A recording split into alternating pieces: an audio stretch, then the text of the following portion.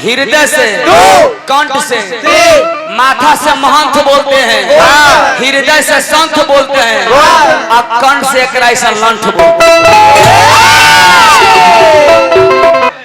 बेंग के ऊंचा चीज पर बैठा देबो कुर्सी तो सरवा कुर्सिया पर से कूदियो जाई और कूदला के बाद साला पुचुक जना मुतियो। ओए सरवा बेगवा। अच्छा इतना आप शब्द बोलने बारे तो तेरसिया के लोग सुनत रहे ना हमरा घर में आके हमरा घरे के सुनवावत रहे। बताई तो कितना चतुर आदमी कस के। हम छोटे यादव हैं, दिया बुताने चल गया, सुताने चल गया,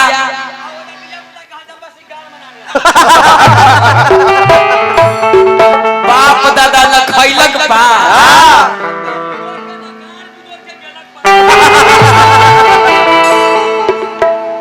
चाल चले सादा अन्नी बहे बाप दादा गावत रे कुछ ना न पूर्वी गावे कलू। एक पिताजी के श्राद्ध संस्कार में आए हुए। श्राद्ध का मतलब क्या होता है? संस्कार का मतलब क्या होता है? किसी दूसरे को इज्जत दीजिएगा तब आपको इज्जत करेगा। ऐसा विचार कीजिए हमारे बात पर। ये लड़की है, किसी के बहन का आबरू आप नीलाम कीजिएगा छोटू जी।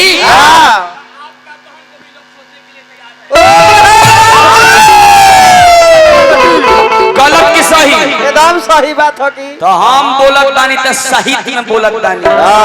जो अपने बहन को चरण के छूता है, जो अपने बहन को चरण के छूता है वो कभी चरित्रहीन नहीं होता।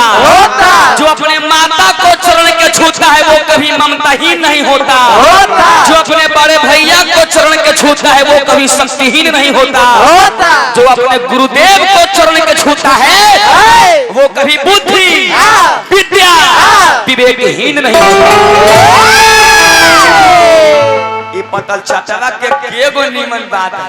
एको गो नीमन बात और जीवन भर तोरा नीमन बात नहीं। टाइम रहे कब बोले हो ना 40 मिनट के धनेश भैया पहले 2 घंटा 2 घंटा सब लोग माना करत रहे मिला जुला के 5:30 होखे वाला।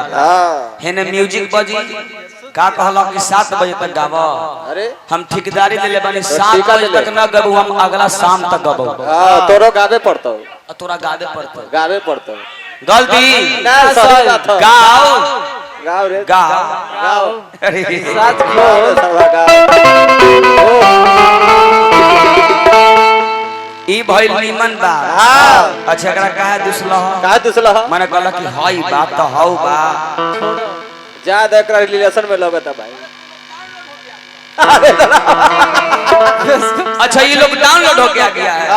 छोटू यादव जी नहीं जान रहे हैं कि हमारे छोटू यादव जी नहीं जान रहे हैं कि इनकी माँ भी अपने बाबूजी के साथ में सोए होंगे तब छोटू यादव जी का पैदाइश हुआ है।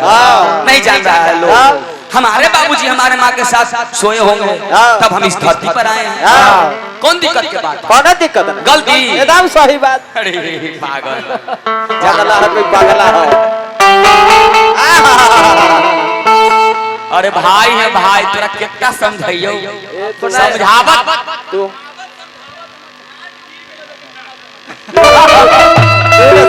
सुधर